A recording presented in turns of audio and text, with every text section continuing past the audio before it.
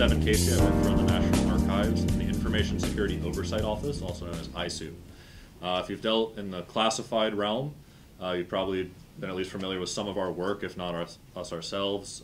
We oversee the classified program for the executive branch, which is why we were tasked as an office with the implementation of the CUI program, or Controlled Unclassified Information program. I work on the CUI team. I'm in oversight and implementation, so a lot of what I do is this sort of outreach to industry as well as to agencies to assist them with the implementation and understanding of the coming requirements. In about probably a year or two, we'll switch more to our oversight role and ensuring compliance with the policies as they come out. But for implementation, we're more about awareness and help teaching what's coming and how it's going to happen. We have it in the next slide. Or reach over, however it's going to work. So I always like to start, I like to sell the problem before I sell the solution. So I like to ask, many of you are either in the government or work with the government. Was the general consensus that we were doing a good job protecting controlled unclassified information?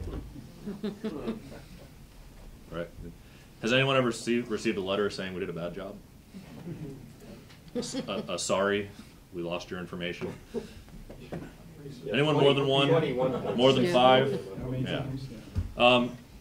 So an information security program has two sides, right? The two important sides. One is making sure that the wrong people don't gain access. That's the security part, right? It's what we spend a lot of our time on. And another side of an information security program is the information program part, making sure that the correct people do have access to that information.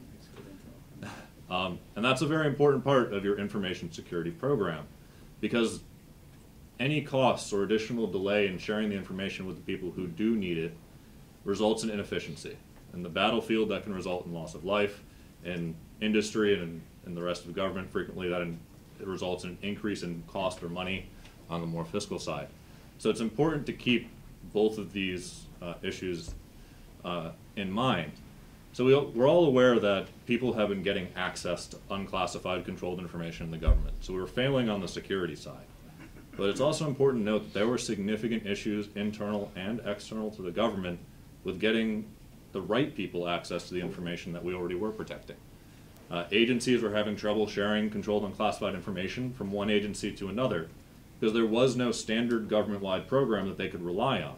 They had to do risk assessments and in-depth information sharing agreements just to share from DHS to DoD and back for each type of data that was being shared. These information sharing agreement processes usually involved GS-15s, possibly SESers, took 3 to 6 months, cost a lot of money, and addressed a specific data sharing problem. A large amount of that work was based on the security and ensuring to whoever was sharing the information with the recipient that that information would be protected. They were also frequently created in somewhat of a vacuum. They addressed how to protect information on a system, but frequently left off other key elements of an information security program, like marking, like training of employees. If I worked at the Department of Agriculture, they did not have a program defined as FOUO. Theirs was SSI, not to be confused with DHS's SSI program, or any of the other 3 SSI programs. But they had a sharing agreement with DoD, so we received FOUO information. So if I was an employee at Agriculture and I posted FOUO information to the website, how do I get in trouble? I was never trained to recognize FOUO. If you did some digging, you might find a 4 or 5 year old information sharing agreement that said I should have been. But you can't point to where I took the training. In fact, those information sharing agreements were frequently out of date and required yearly updates, but weren't redone yearly, because the information was still sharing, it was still being exchanged, but the agreement wasn't revisited, because it wasn't part of a full program. So the government was failing on both sides. We weren't getting the information to the people who needed it in a timely and expedient fashion, cost-effective manner, and people who weren't supposed to get it were. So that's why we're engaging in what's possibly the largest information security reform since we created the classified program and or the Privacy Act. It's also important to note the costs of these information security failures are incredibly large, and not just fiscal. One of the primary functions of any government is the collection of data. In fact, a significant portion of what we do as the government is either hold your data for you or use your data to help you. We collect your tax information, which is personal information. We find out where you live. We find out who you have to pay things to. We have to know who you are in order to give you entitlements and benefits. Our court systems, our law enforcement, all of it is driven off of data collection. Data collection gets significantly harder if we keep losing the things you give us. As you can imagine, incredibly large breaches to, for instance, the IRS or tax information can inhibit our ability to collect taxes in the future. Hits to personal information and loss of public trust in our ability to protect that information can prohibit our ability or inhibit our ability to collect that information we need to help serve the public, which is our #1 goal. So it's a large information security reform, and it will rely on agencies and industry to really embrace this understanding of trust and information and protection to get the benefits of also helping to get it to the people who do need it. So I love the quote that's on the page, that just one single security breach resulted in damage that will never fully be known. We lost a generation's worth of information of classified access individuals. That's huge. That was CUI, it wasn't classified material, or what will be CUI. Again, it's an information security reform. In almost all cases, this information was being protected. It might not have been protected as well as it could be. In some cases, it was being overprotected, and it frequently wasn't being distributed well, but the information was already being identified or protected. And what we mean by identified is, for the CUI program, we've defined what we mean by CUI. We've set a scope, and it was outlined in our executive order, and it's published in our 32 CFR 2002 as well. And it's anything that requires protection, any information that requires protection, pursuant to a law, regulation, or government-wide policy. I say it a lot, so sometimes that's a LERG-whoop if you like acronyms. But it's anything that requires protection. We're not adding new things, per se, to what's being protected. We're actually raising the bar of what qualifies. So some agencies, and I pointed out DoD a bunch of times, they haven't yelled yet, we're overprotecting. Almost everything was being marked FOUO. I've seen lunch schedules marked FOUO. Emails that just said hi were marked FOUO. A lot of things that were overmarked. We're trying to reduce that burden. The more you protect, the more it costs. And the less the information gets distributed as appropriate. Again, protection reduces distribution. So we raised the bar of deciding what qualifies as CUI to a law, regulation, or government-wide policy. It's no longer an individual agency determination, or even determinations pushed down to the lowest level of the creator. That's not to say that everything that was FOUO won't be. Much of what the DoD currently protects will continue to be protected. In fact, their category will be added to the CUI registry as they implement their program, so not all of DoD's assets are even identified in the registry at this time. It's a public-facing registry. In fact, our whole website is public-facing, and 99.9% of the information we deal with is public-facing. You can access it, you can go through it. It's an excellent tool to start understanding, but you won't really have to use it too much, and we'll talk about why and the work that the government will do when they communicate to industry.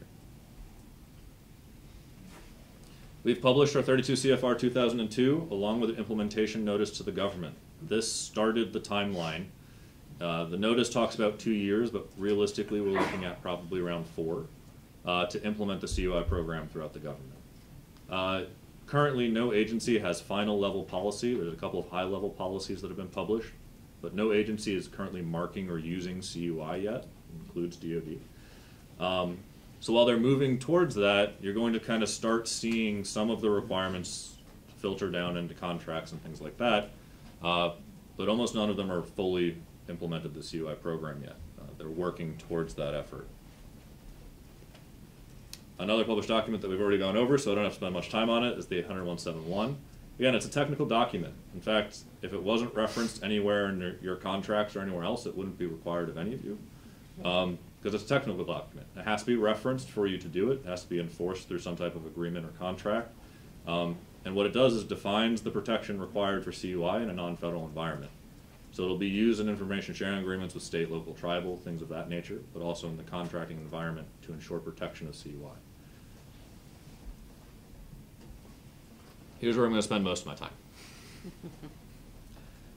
There is a planned FAR that will be released for public comment when it gets to that stage. It's currently in the drafting process. It's run by GSA, helps outline the FARs.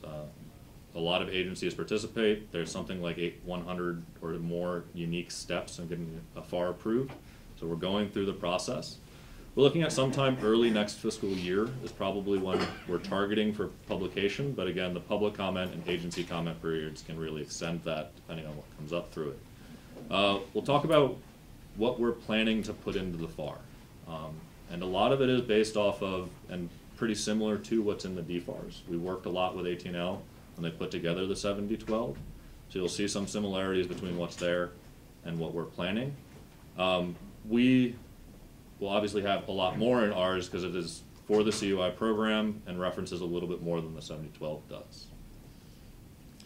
It's important to note what a FAR is. So the FAR has a whole bunch of lists of clauses, but also has a lot of instructions and guidance to government. The clauses are what require you to perform certain actions if you're a contractor, but a lot of that guidance is where we require the government to do certain work as well. So the FAR will outline responsibilities for the government in this information sharing environment, as well as requirements for compliance in a contracting environment, again, delivered through that contract.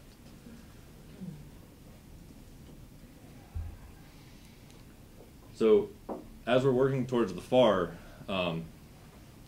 it's important to talk about what is and is not CUI. Now again, this isn't in direct relation to the 7012, but these parallels are pretty similar.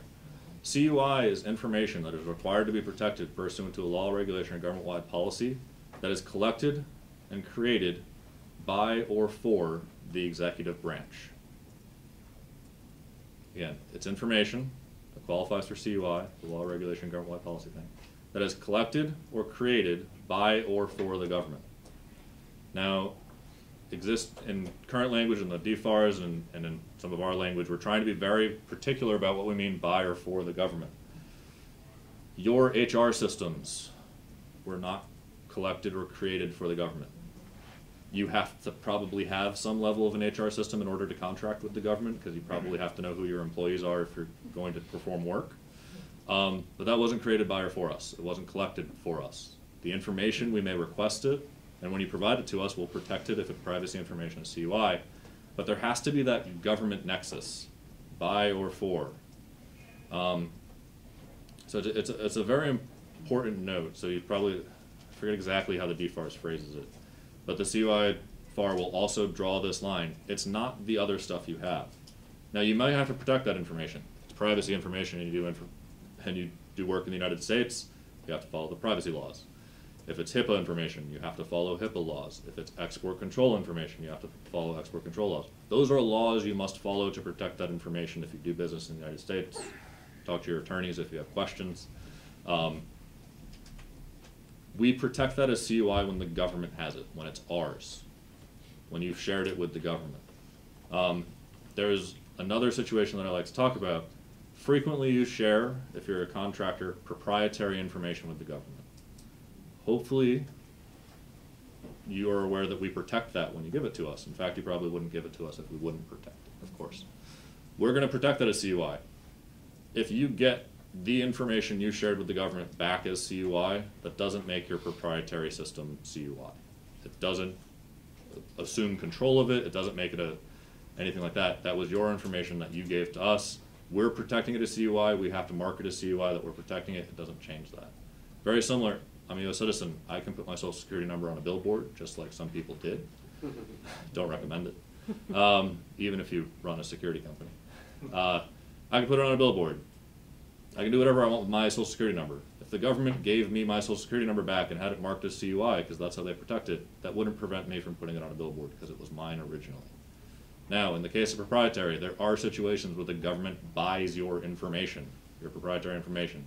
If they bought it and they own it, and you're giving them all the copies, then it is CUI. And if they give it back, it's the government's now. It's not no longer your proprietary information. So there's a little bit of a caveat there if you're selling all the rights to that information to the government. But usually that'll be worked out in the contracting purchasing agreement there. So CUI really requires that government nexus, the executive branch, in fact, because it's an executive branch program. It's enacted through an executive order, 32 CFR 2002. It doesn't affect the other branches of the government. It's not inherently affecting state, local, tribal. It will only do that and affect contractors and those other people through agreements or contracts.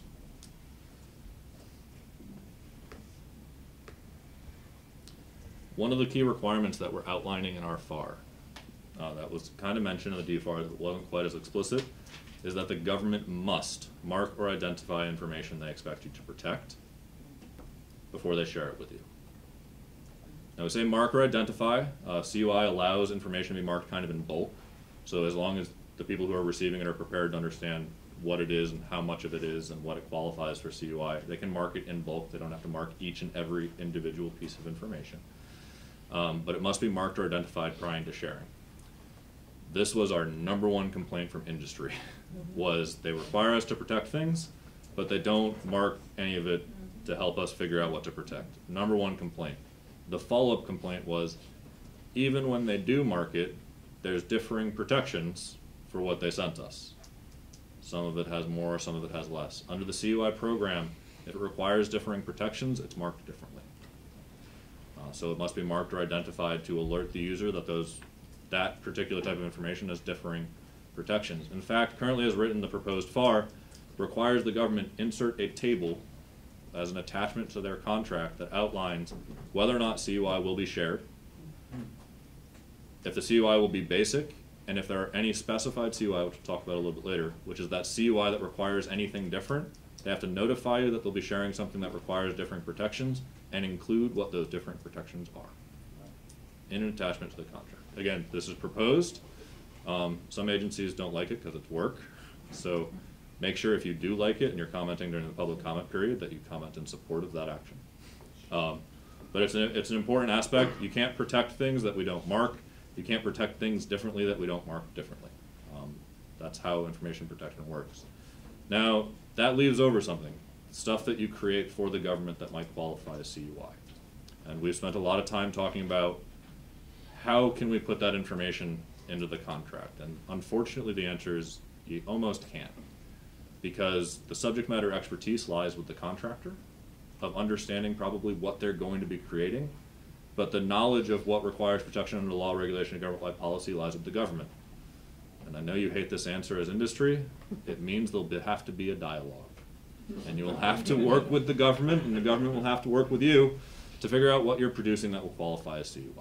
Because you may, in fact, create or distribute information pursuant to the contract on behalf of the government that we didn't share with you that qualifies for protection.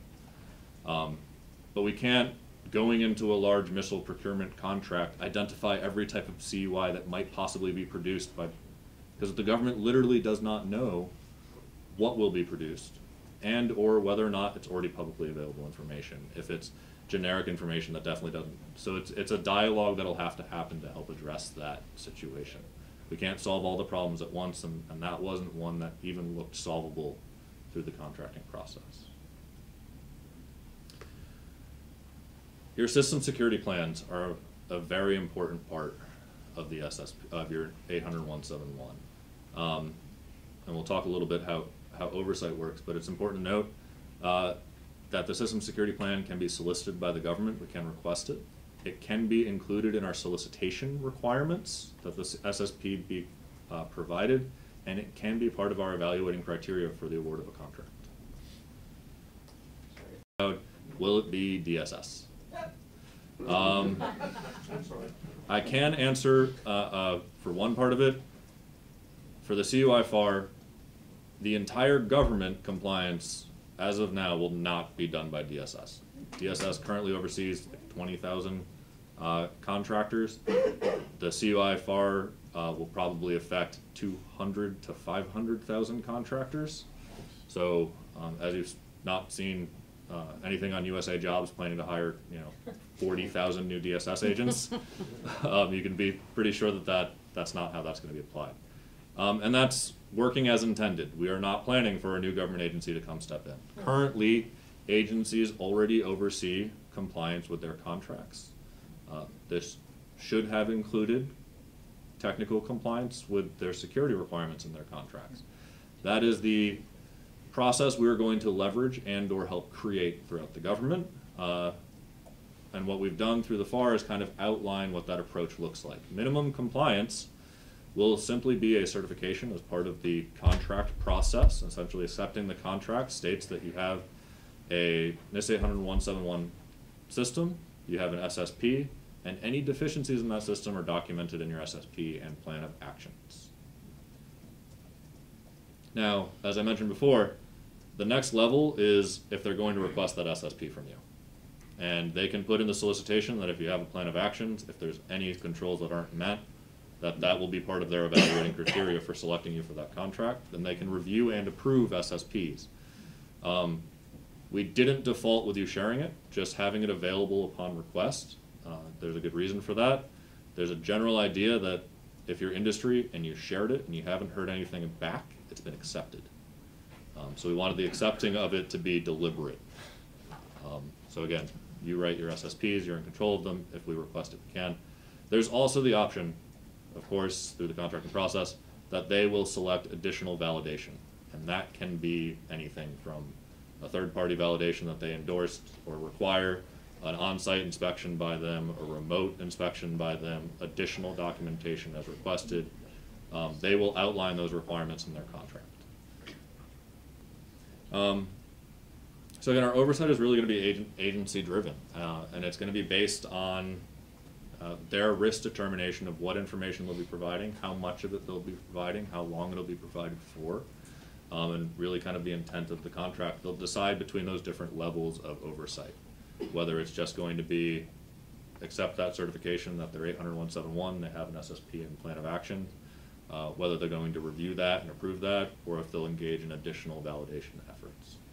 Again, DoD currently kind of has that built into how they're planning to oversee it. I think they've only done 2 validation efforts so far. They're expensive. They're very hard to do.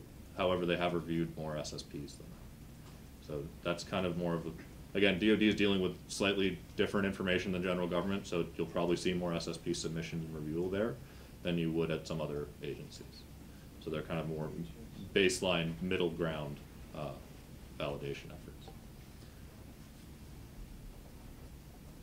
So again, this is being implemented through the government. So you're going to start to see things standardized. I think GSA just put out for public comment something referencing the 800-171. Some other agencies will begin to do that. Most are waiting for our FAR. They're not jumping the gun, they're going to wait.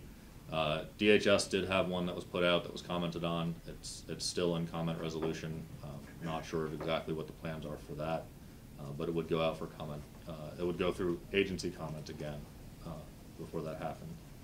And went out, and then when the FAR does go out, anything that contradicts the general FAR will have to be supported in the supporting FARs, the ISARs, the DFARs, the I think it's GSARs for GSA.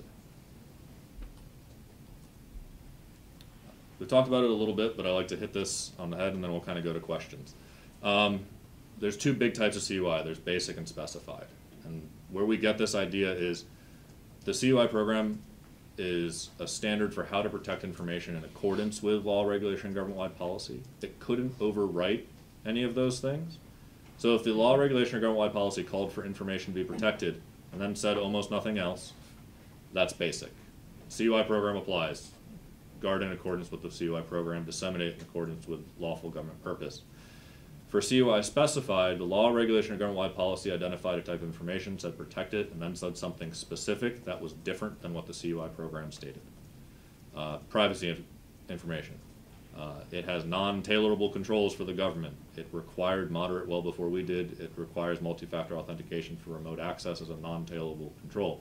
That's a type of specified. It has particular training required for it, as well as reporting if it's lost or stolen or compromised. That's a CUI specified example. Some of the other specified is only specified really because its dissemination is limited beyond just a lawful government purpose. It requires, for AG information, Attorney General approval before dissemination. It alerts the user that more needs to be done before you disseminate it than determining that you both have a lawful government purpose. You have to go through a process to protect that information. So those, again, CUI basic, all the CUI requirements apply. CUI specified, all the CUI requirements apply, except where they're expressly different in policy. So, quick example to outline that a little bit more. If there was a law that said, protect the information A and put it in a red folder, you would have to put that information in a red folder, but all the rest of the CUI program would still apply. It's not exempted from the CUI program just because there was one thing specific in it. Anywhere where it wasn't trumped by that law or expressly different, the rest of the CUI program applies. So almost none of the specified categories, with the exception of privacy, ACNI, PCII, come with technical requirements. Moderate confidentiality impact value is still required. It's just not addressed by them, because if it's not specific or different, CUI policy fills in. So it doesn't exempt them from the program. They're still part of CUI. It actually just highlights how they're differently protected, handled, or required under law. Again, all these laws, regulations, government-wide policies already existed before the CUI program. All of them were already required to be followed by the government, and they were supposed to be communicating those requirements to you. This is why this is an information security reform. We're standardizing that practice, making sure that the markings actually communicate what they need to, and we're consolidating this into an office that actually oversees this process. Currently, as agencies did business, physical security looked after the physical security of documents. Do you think that was their primary concern in the government? Nope. Health and human safety, right? Protecting the building, protecting the people in it. The information was kind of like a side thing that was also protected. CISOs and CIOs, what do they protect? Information or systems, or kind of both, right? Little bit depends. Who was responsible at an agency for ensuring that all CUI, once it was printed or used, was destroyed properly? If they had one, right? I mean, DoD had a program, but not all agencies really did. Privacy had some requirements. Tax information has specific requirements, but there was no general requirement. The CUI program creates an office at an agency that is responsible for the protection of that information from the moment it is created or collected to the moment it is destroyed or decontrolled.